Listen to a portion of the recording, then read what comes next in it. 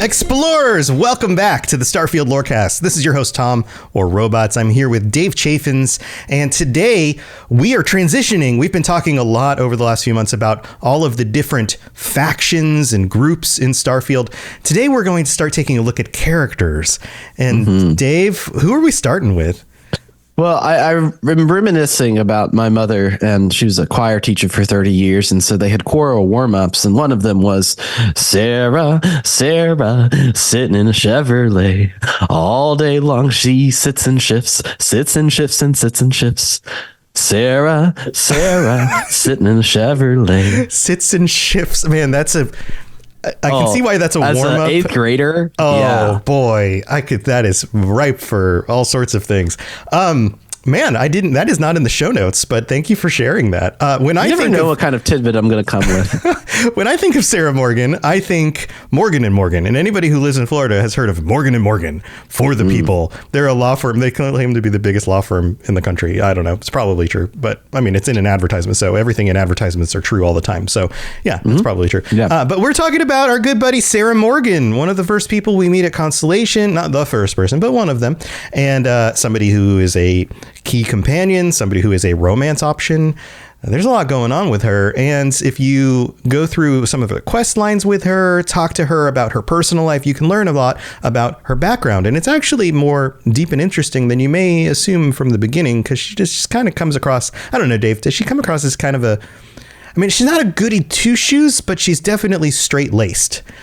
If I use two different shoe analogies at the same time. Yeah. You know, like you get a job and you get a supervisor and they're just like doing their work, and you really don't want to bother them. They don't want to bother you. So it's just pretty much like for the first few months, pretty basic, pretty cold. That's how it seems. Yeah. She gets stuff done. She's got a focus. She's got a goal in mind. And she kind of keeps Constellation moving. But here, let's start it off with her early life. Dave, what do we know about like the earliest bits of this Sarah Morgan person? Well, back in the beginning of the universe, life was created. And fast forward a little bit, she is the daughter of two diplomats that were working under the administrative division of the UC. So she is connected, I would say, in the UC from the moment she's born. Right.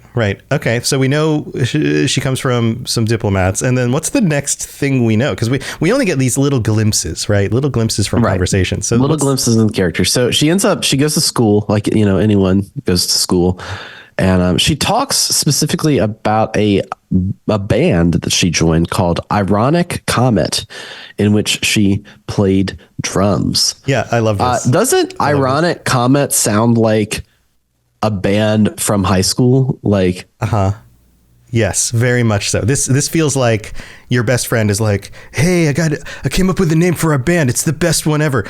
Ironic Comet. It's so good, right? And you're like, in high school. So you're like, yeah, that sounds great.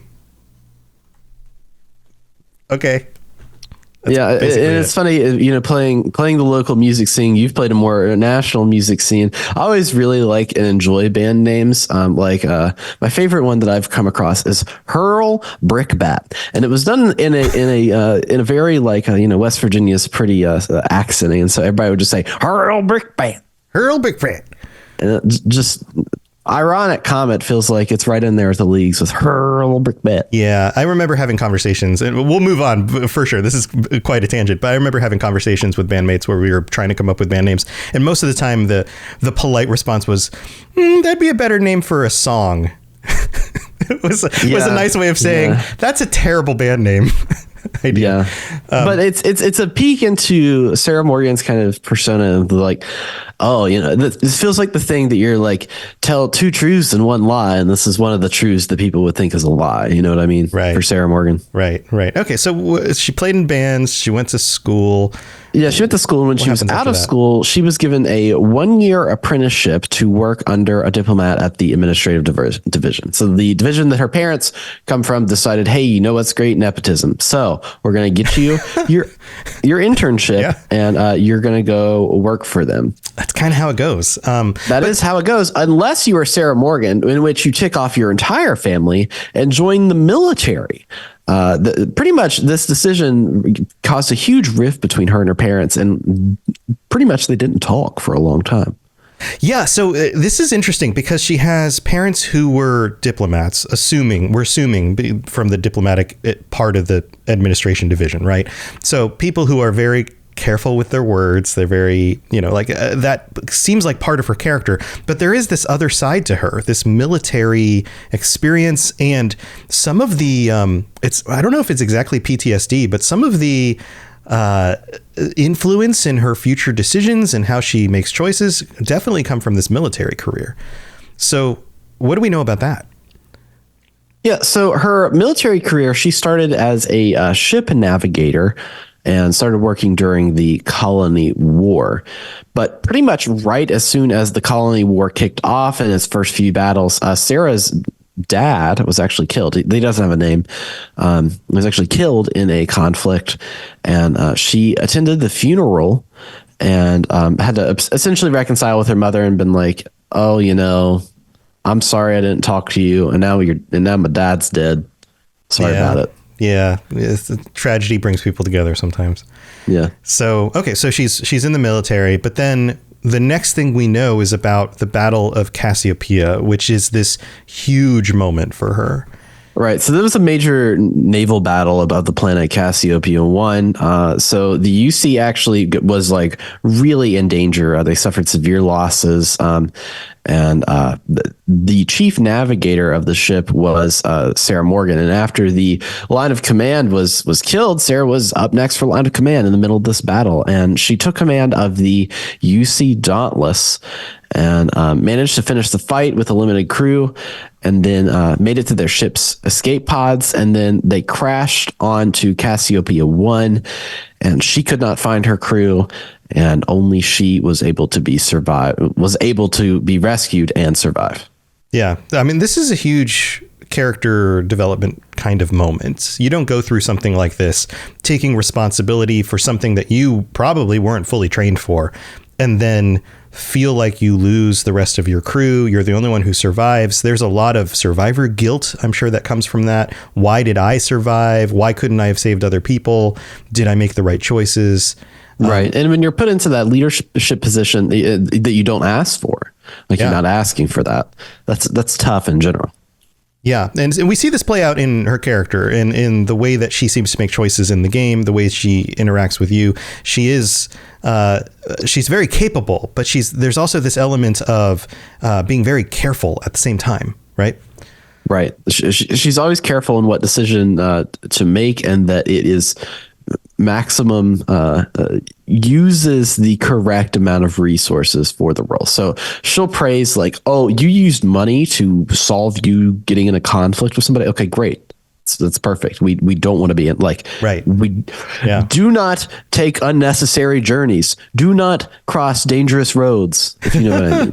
Right. Don't put yourself in danger if you don't need to be in danger. Right. Don't take risks if you don't need to take risks. That kind of thing. Right. So what happens after this conflict? So after the conflict, she was promoted to the head of the UC Navigator Corps. And what that is it's kind of it seems like a shoot off of Constellation that Sarah tried to make. And so they were a team of navigators, and their whole thing was exploring new systems for the UC. But Sarah kind of had these big ideas of how it was going to be peaceful and how it was going to, it's really just about science, but that doesn't really make the UC any money. So they ended up dissolving the program. Yeah. Or lend to protection in, with their competition and those kinds of things. What's interesting about this is that we see the origins of her real intents, the things that she's really actually interested in. And that's exploration. Like, she became a navigator because on some level she was interested in exploring and traveling around the galaxy. Right. And this attempt to work this into the UC and have it funded by the UC and all of that is clearly a progenitor to what eventually became Constellation. Right. You're 100% right. I think Sarah starts to learn about herself in this medium of science and this political atmosphere that her family's come from, her want to be in the military, like all those things are kind of like gelling together to form a pathway for her that would make more sense. Yeah, it's like she's bringing the experience of each of these things together. And if she didn't have all of that experience across all of these different areas, she wouldn't be the right person to lead Constellation. So it eventually comes together, even though the path is very, very wiggly. It's kind of like me being a podcaster for, doing that for a living. It's a winding path. This is definitely not something that existed when I was, growing up or in college, but eventually I can use all of the experience that I have from other jobs and other things in order to make this work. So how does what do we know about her in Constellation? How does that work? So she was recruited to Constellation by the director Aja. And they are kind of shared this deep bond and friendship that like a big sister, little sister, like this professor and or like a mentorship role that Aja had for Sarah, and she ended up loving it. And within pretty much 5 years of joining it, Aja retired, and they promoted Sarah to the director position for Constellation. This was in 23-25. Right? Yes, it was. So she's been doing this job for a number of years by the time we actually show up.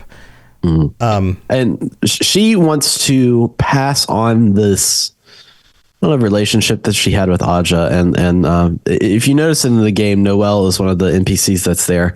Noelle and Sarah are fairly close because that is the next, like, that's kind of like the progenitor line of Sarah's now in that mentor role, and Noelle is in that, like, learning role and kind of making that relationship and growing the next director in Sarah's mind. Right. Okay. So again, we don't know a ton about all of these details because a lot of this stuff happens before we show up. So we only get little hints and pieces of dialogue from different characters. Now, there's the whole relationship side with Sarah as well, right? Like what tell me about that. What do we know about that? So before we begin, I kind of want to, I've just been seeing in various articles of like, how do we refer to the main character? People are calling the main character the Spacefarer. Yeah, I noticed this as well. I think I'm fine with that, but it also hit me a little bit as a surprise. I wish that there was more like a Fallout-y or Elder Scrolls, like the Dragonborn or the Champion of Cyrodiil, the Lone Wanderer. I mean, I think Spacefarer is kind of along the lines of like the Lone Wanderer, or the Vault Dweller, that kind of thing. Kind of, I guess. But yeah, Spacefarer. So we could go with something like the Unity Finder, or the rock miner. Yeah, there you go. You just start off with the whole mining thing. The anonymous rock miner. What do we go with that? This is the miner 49er, baby. Yeah, be free in chat says, I thought we were calling them Jonesy. Jonesy, that is a callback. Yes. And that also can be the case. What about Jonesy Miner? Jonesy. I feel like that's two in the weeds, though. Miner Jonesy. Or the Space Miner. I feel like this has gone off on a tangent now. Yeah. All right. Well, I guess we'll stick with Spacefarer because that's what everyone's saying. It's still not my favorite, but I don't have a better one yet. Maybe we'll come up with one that makes sense. Maybe it'll be shown onto us. Maybe that's in the DLC. They'll be like, hello. I mean, my character's named Grandpa Gus Galactos. I don't know if they're rolling with that one. Anywho. The Space Grandpa. Space Grandpa. So Sarah visits her former captain with the Spacefarer and laments over the events of Cassiopeia. So essentially, you go to the headquarters and you go and talk to the main guy, and he's like, "Oh, Sarah, why don't you come back and work for us? We'd love to have you here. Oh, it's so good of you. Do you have your visitor's pass?" And she's like, "No, I really just want to go find these people that I think I might have killed, but also like didn't intentionally kill, but also they could be alive. I don't know." So that kind of sets off the quest chain to go and do that and go back to Cassiopeia. Did you say Cassiopeia? Like Cassiopeia. Like with the O accentuated? In my brain, it's Cassiopeia. Cassiopeia. I had a conversation with an old friend years ago when we were talking about Taco Bell, and I was like, I said Taco Bell. I emphasized taco. And they were like, no, it's Taco Bell. And I was like, no, it's Taco Bell. Which one is it, Dave? I mean, listen, I'm firm in the camp of dig pics and whatever. So you're asking the wrong person on how to pronounce things. So I'm going to stick with Cassiopeia because I like saying that's cool. Cassiopeia. It feels more syrupy. Like, Cassiopeia. You know, so it feels like you're from Minnesota and you're about to talk about some star system. Anyways. No, I'm still curious. How do you say Taco Bell? Just say Taco Bell. I say Taco Bell. Okay, so Taco Bell, not Taco Bell. Yeah, I'm not in the hard bell. Yeah, I'm in a soft bell, a little bell. You prefer the big soft tacos, little bells. Soft tacos, soft bell. Got it. All right. So what happens next? They go back to Cassiopeia. So Sarah's like, "Hey, do you want to go do this with me?" And you're gonna be like, "Yeah, sure." So you go on the quest to find the remains of the crew that was lost there. So you go back to Sarah's crash site. You start looking around. I'm not going to spoil. This is spoilers for that quest. Spoiler. Line, Questline spoiler. Questline spoiler. Right. So the Spacefarer and Sarah, or as we call him, Miner Jonesy, discover Sona. And Sona is the child of two of her crew members who had been living on the planet for years. So two people from her crew still lived in this little base that they made for themselves and had a kid. We know that they did it. There's proof. I mean, I guess in the future, there's other ways of making children. In the present, there's other ways of making children. But the assumption is this is now R-rated. All right. R-rated. So what happens next? So the Sarah and the Spacefarer are there to collect the dog tags of her people. So she goes around all the graves and grabs all the dog tags. There's like a fight of some sort with some beastie that's out there that's like, no, I want the dog tags. I'm the praying mantis on this praying. I'm gonna go get the dog tags. And that sounds exactly like the character in the game. Did you do the voiceover for that character? Yeah. I'm gonna pray mantis. I'm about to get you on level 22 legendary. I'm gonna drop a berserk pistol at you so that you can wear no armor and shoot this little pistol. Hey. If you want more of Dave doing funny voices, you need to go check out Rad Rolls. Yeah, that's pretty much it.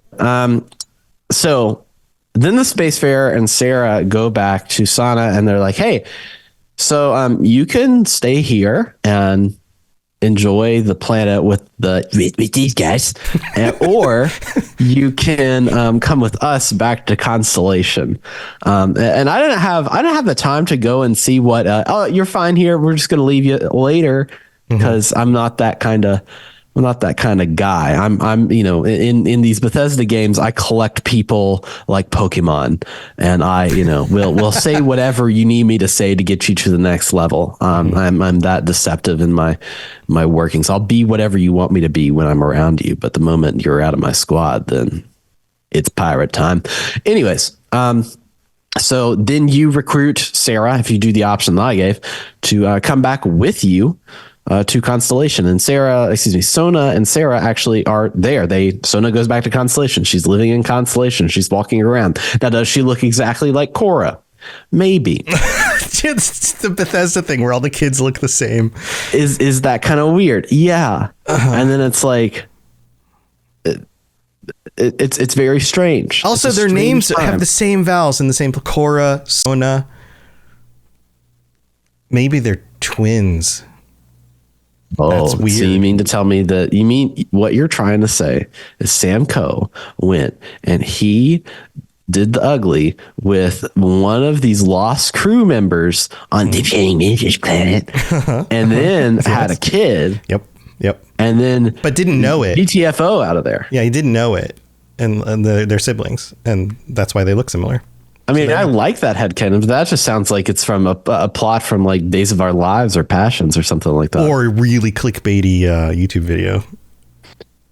Pretty much. So after you do this quest, and you can kind of, if you want to flirt up Sarah a little bit, if you want to be like, hey, I'm Jivin Jonesy Miner here, and I really like you. You can kind of flirt her up, and once you flirt with her enough, then you can marry them, which is how life works. You flirt a lot, and then marriage happens. And the marriage happens. Okay. And so if you go to the wedding, and you show up at the altar, you don't pull. Was it The Graduate? Was that the one with the people running away? That was the student with the older lady. Graduate. Anyways, He's saying The Bride from Kill Bill. It is Dennis Hoffman. I don't know. Oh, it's I don't Dennis know. Hoffman. No, that's not the And same he goes thing away. either. Anyways, they get married and they go away to the bus and they look sad. Anyways, I think that's a graduate. Anyways, so So you go to the wedding, and Aja is the person that is giving the vows at the wedding, and then Sarah's mom is actually there. And it's funny because they both live at Paradiso, and you figure they don't I don't know. It seems like the retirement community / vacation spot. Like I figured we need more vacation spots in space of places to go. And your vacation spot is pretty uninspired because it literally just looks like Miami. yeah, it's like one resort in Miami, or it's like a cruise ship just like stuck on the ground. Basically, that's it. That's so Paradiso. We'll have to do Paradiso on another episode. It's a weird thing. It's a little weird. Weird little planet. It's a little weird. All right, but then you can get married. But then, of course, with the life, marriage, and the last thing in that triumvirate is death, right? So Right. So Sarah can actually die because the hunter kills her. Surprise, the hunter kills somebody. Sarah can die. And actually her mother doesn't show up to her funeral, which I think is funny. Just of like, That is a little so weird. like Yeah. my experience of doing of like going through the quest with my first character. This isn't Grandpa Gus Galacto. Grandpa Gus Galacto is like on a different level than my first guy. So my first guy, Right. Davy Wild Lasers. He didn't goes to the realize quest that was line. his name. That was his name, Davy Wild didn't Lasers. know. Okay.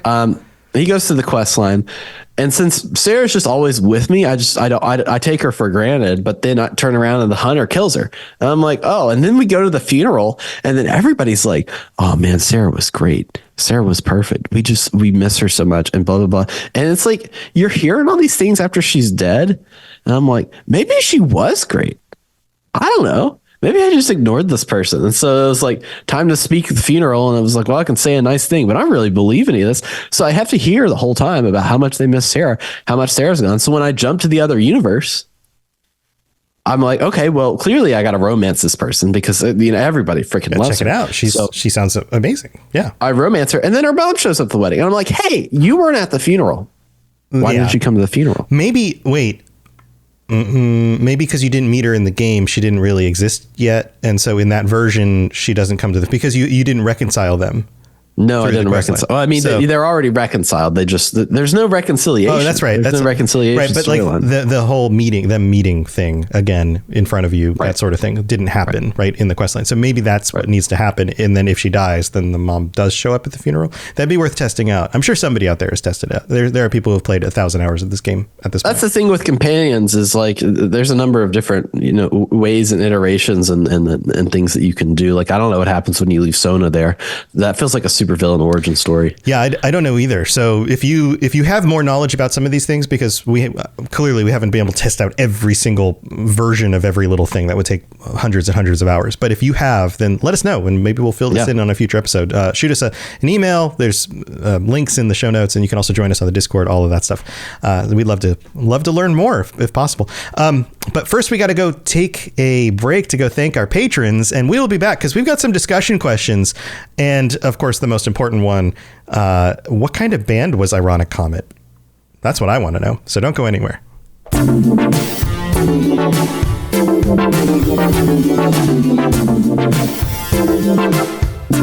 All right, here we are in the middle of the show, and Be Free has one of the best comments in chat so far. I'm sure someone will find a way to mod for you to be able to romance Sarah's mom. So yeah, I'm sure that'll happen at some point because there's going to be a mod for everything.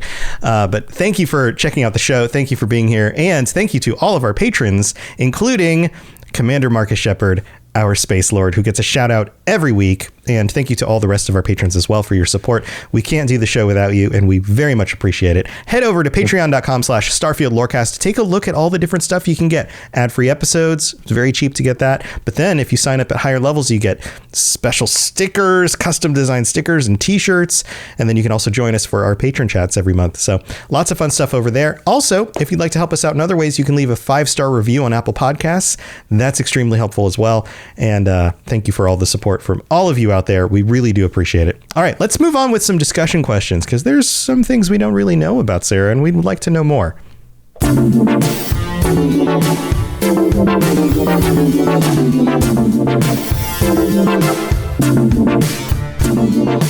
All right, welcome back. Here we go. So, Dave, I know you've got some discussion questions. I teased one of mine, but why don't we start with something you've been wondering?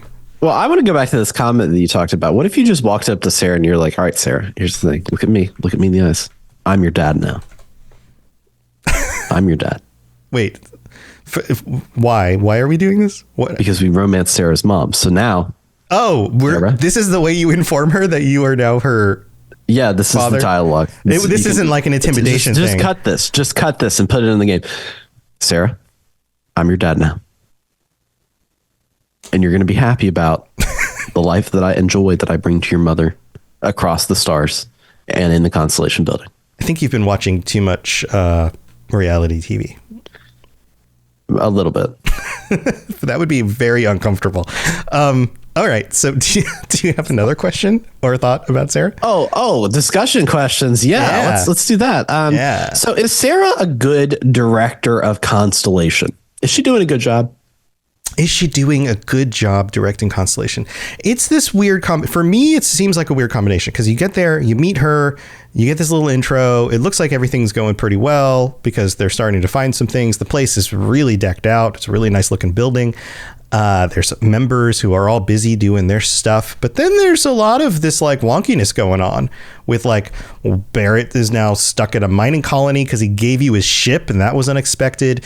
There's even the conversation you have early with Sarah where she's like, you know, we kind of have our guidelines here, but you got to do what you got to do. So do what you got to do. And then you take her with you and then you do anything that's like shady at all. And she's like, I can't believe you did that. And it's like, didn't you just tell me to do what I need to do?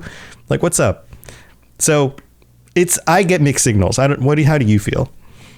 Yeah. In an organization where like the goal is curiosity and the goal is like trying things, exploring and learning and doing new things, like doing new things is sometimes morally wrong, you know? Right. Sometimes you push that boundary too far and it steps on other people. And so like there's gotta be allowances for that. And I feel like there's no allowances in her, but doing new stuff can be really dangerous, especially when you really feel out of your element or don't really understand what's going on. And I think that she's a really bad director because of this thing.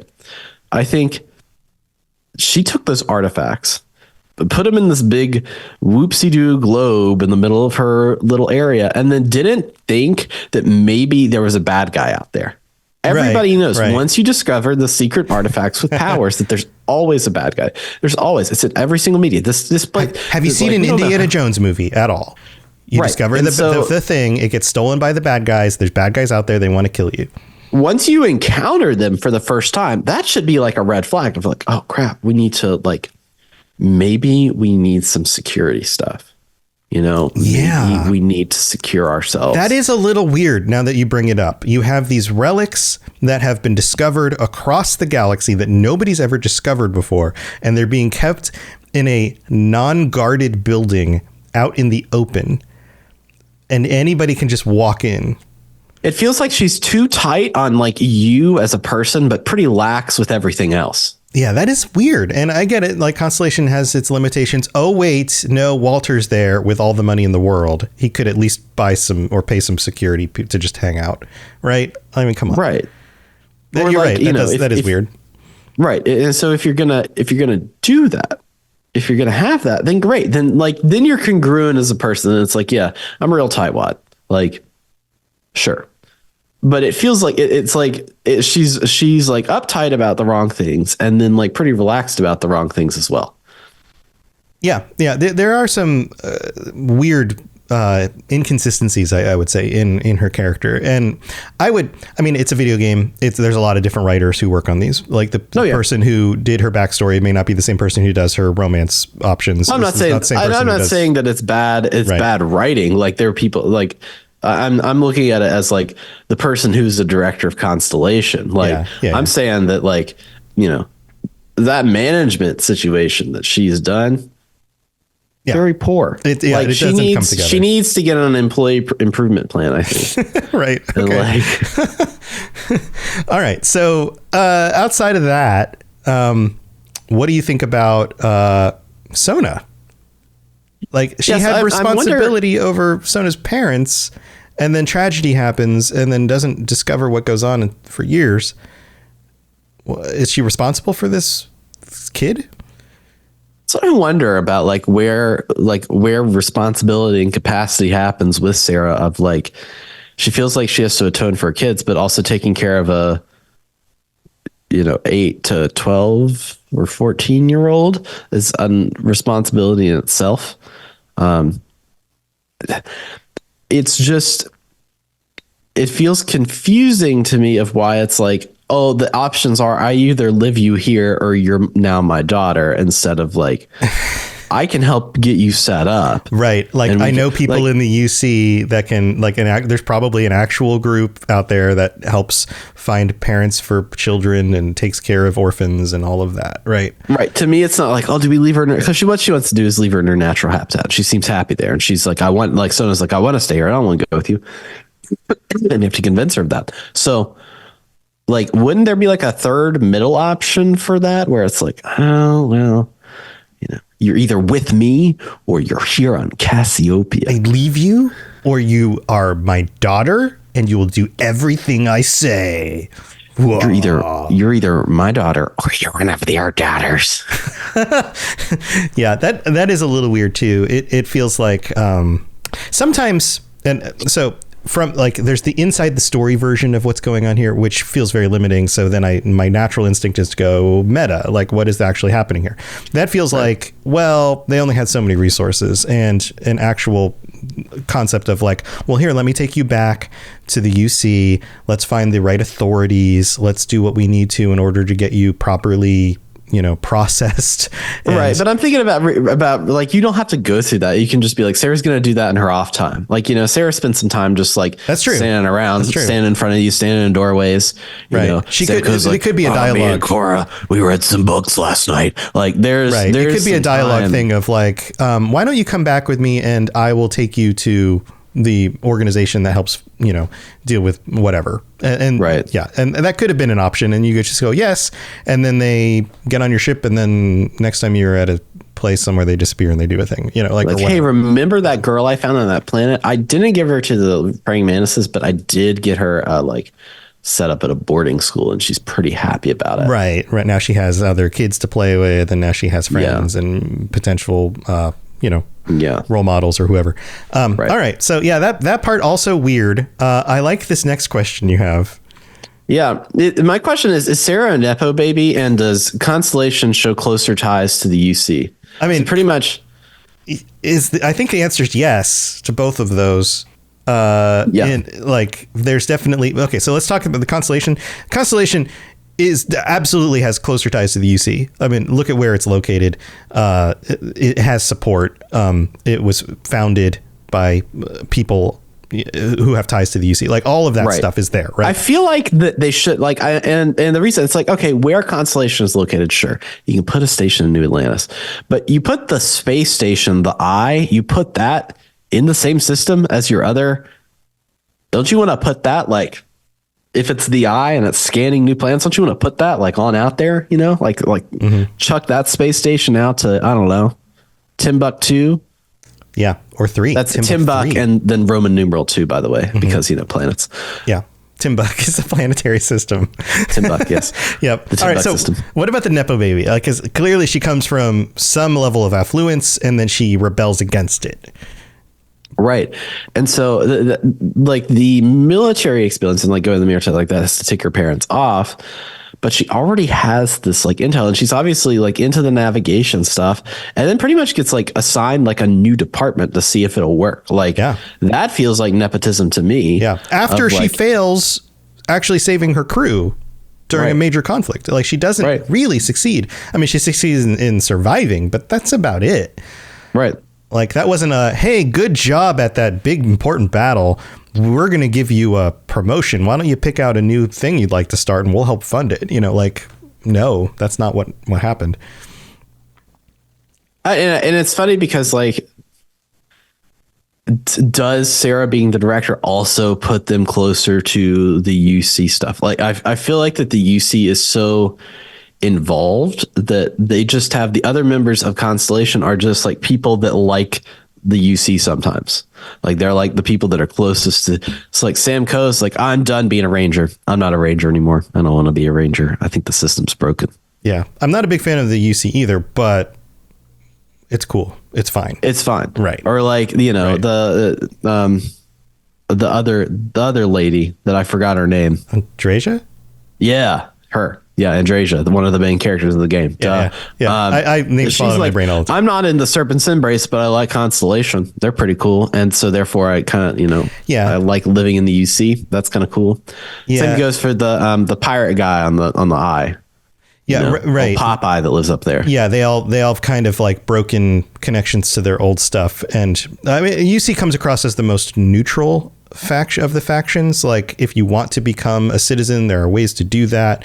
They're, you know, they don't have a very strong ideology as compared to, say, House Varun, which is all ideology, right? Right. So like I, you know, when it comes to wrestling, like wrestling characters, like people booed John Cena for years because he was trying to be this like hero and like, oh, I'm going to do all the stuff and I'm the face of the company and I'm so great. And like the fans were like, boo, boo, boo. And so then he played into that of like, yeah, I'm here because it's extremely like extreme nepotism in that case. And so like that's the perspective I'm looking at it from, of like, you know, I want a game where there's morally great choices and there's, you know, no faction is right. You know, let's look at Fallout 4. I'm sure you could debate about which ending is best for that, but it truly feels like the United Colonies are the best for people to live in. And we talked about that in our Patreon episode of like, where would you want to live? And we're both like, oh, United Colonies, because we could just like have an apartment and like do the things that we already do and just enjoy our, you know, non-violent lives. Lower risk, lower reward. Right. Like, yeah, Right. we had that whole discussion. Yeah, I can see that. But yeah, I think to go back to Sarah just being a Nepo baby. Yeah. There's a certain comfort that comes from that upbringing, but then the difficulty she went through in the military, which have affected her personality. Mm-hmm. But yeah, she came from a place of privilege compared to some of these other characters. And I can see how there is a little bit of, you know, Andreja being, feeling like she doesn't fully fit in and those kinds of things. You know, with a leader like Sarah, they are very different. They're very different characters. They come from very different backgrounds. And in that sense, yeah, I could see a certain feeling of like, well, I don't really get her, or she doesn't really get me. We're not quite the same. But to take a kind of meta, that's how most organizations are. You get a diversity of people, and some people come from similar backgrounds, but then there's always differences, and it doesn't mean there's a lot of friction there, but there's a certain level of familiarity and comfort with certain people as opposed to others. Yeah, I think you're right. Right. All right. So my big question to wrap this episode up, the Ironic Comet, the band, what kind of band were they? What did they sound like? Because we don't know. All right. I'm going to pose an addendum question. So we know that there's drums in this band. Right. What other instrument was played? You got to name one, and I'm going to name one. I think that there was a saxophone. I think there was a keytar.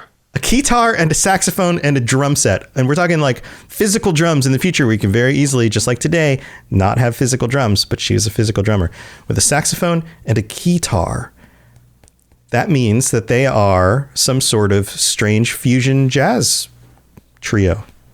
I mean, right. You're right. But I don't know if that's something that the teens would play. But then again, like, you know how cycles go. Like right now, like the kids are big into the 90s and wearing like the kind of grungy stuff and listening to like, you know, it's grunge music, but it's a little bit different. It's a little more cleaned up, but it's still like that. And so like, what's that cycle? Like, are we going back to like the 1940s? Like, are we like, as like, I think this is 1950s, 1960s Miles Davis. I think that's what's happening here. And they've got, yeah, a little post bebop, like modern jazz. There's like, she's just like, that's a great band for a Nepo baby. Yeah, and ironic comment. It's ironic that they're playing this like vintagey music hundreds of years in the future, but also using a keytar with a saxophone and a drum set. So there you go. That's it. I like it. There you go. So I think that we've solved everything about Sarah, and it's time to wrap up this episode. Thanks for tuning in, everybody. Chat, thank you for being here. I see some other comments in chat. EDM grunge, is that a combo genre? EDM/grunge with actual acoustic drums, which I guess that could work. That could be cool. Dave, what else do you have going on before we head out? Rad Rolls is still going. It's right behind me here. Got a little sign. Big bonk. It's a Fallout tabletop role-playing game that you can listen to with your nice, beautiful ears and get that wonderful sound quality voice that you've heard here on Starfield Lorecast with my other friends, where we play through some great Fallout scenarios that you will really enjoy. I hope you should on all the add podcast services. I hope you add in that praying mantis alien character into your story somewhere. Hey guys, this is my daughter Shona. Shona, say hi. Can the praying mantis character not be an enemy, but be like a shopkeeper somewhere? Yeah, I'm thinking like giant mutated, like yeah, a giant mutated mantis that's just like, check it. Hey everyone, check out all my wares. Yeah. I want this on your show now. Go check out Rad Rolls. Absolutely. Also, robotsradio.net for my podcasts, including the Fallout Lorecast, the Elder Scrolls Lorecast, the Lord of the Rings Lorecast, and the Mass Effect Lorecast. Those are the ones I currently am hosting. I've hosted other shows that are now handed off to other creators, and there's a lot of other creators on the network who are doing their own shows. They're all awesome. Go check them out. robotsradio.net. All right. Thanks for tuning in, everybody. Chat, thank you for being here for the live show. We'll see you next week. Until then, stay safe out in that galaxy. And if you happen to find a kid of people who you used to be responsible for their lives, then make sure you leave them there with the weird talking praying mantis character. It's always an option.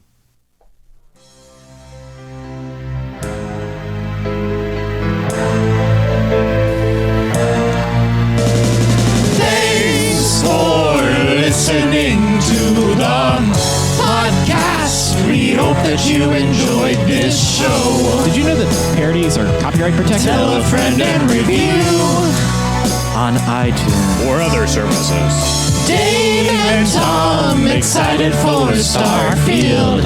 Let's all speculate and wear no shoes. Hey, why aren't we wearing any shoes? Because shoes rhymes with iTunes, and that's the best I could think of.